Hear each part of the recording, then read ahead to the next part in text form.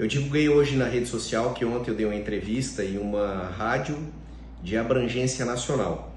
E o que acontece? Após a entrevista ter sido concedida, eu fui solicitar o link, né, da entrevista para que pudesse publicar. É assim que a gente tem trabalhado.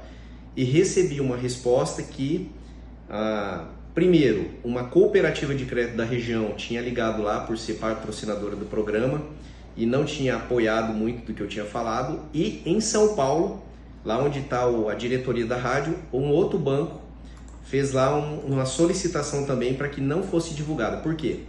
Eu fui até essa rádio para falar sobre a lei do marco temporal das garantias e o que ela deveria trazer para quem for tomar crédito e o que a gente está verificando que possivelmente não ocorrerá por outros fatores.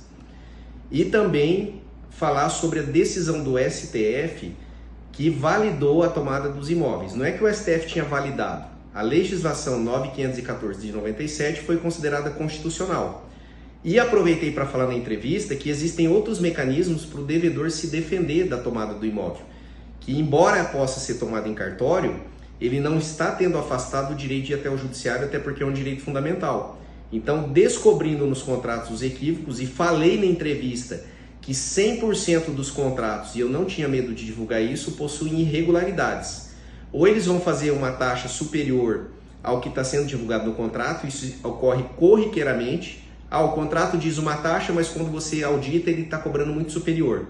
Falei sobre como avaliar contratos quando eles têm tarifas e taxas agregadas. Sabe quando o teu cliente vai lá e faz um financiamento e cai um valor líquido, mas o valor financiado é superior? Expliquei o porquê que o banco faz isso, que a questão não é se a tarifa ou a taxa é liberada, mas é o que isso aqui impacta no custo da operação e impacta dentro da taxa de juros. Então o banco ele quer cobrar essa taxa, mas ele fala para o cliente que está cobrando uma inferior para induzir ele a erro. E coloquei algumas explicações, por exemplo, quais são os direitos agora, a questão da inconstitucionalidade da busca e apreensão em cartório, não só por uma questão de própria ofensa a alguns direitos fundamentais, mas porque a lei que está tratando do assunto não nasceu para aquilo. Então é aquilo que a gente fala, eu ainda falei, é o rabo de foguete que nasce dentro de uma legislação e que não deveria estar ali, porque existe lei, tá? A lei que regulamenta o sistema legislativo do Brasil, ela diz que o artigo 1º da lei, ele vai tratar do tema de todos os artigos subsequentes dela. Então eu não posso ter do primeiro artigo um tema e lá no meio dela um tema estranho ao que foi tratado na ementa dela, no motivo do porquê ela nasceu.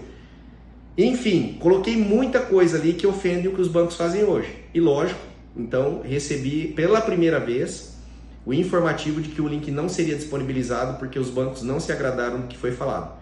De qualquer maneira, isso tem sido divulgado aqui e outras oportunidades vão surgir e eu vou trazer o tema de novo para que seja de conhecimento público.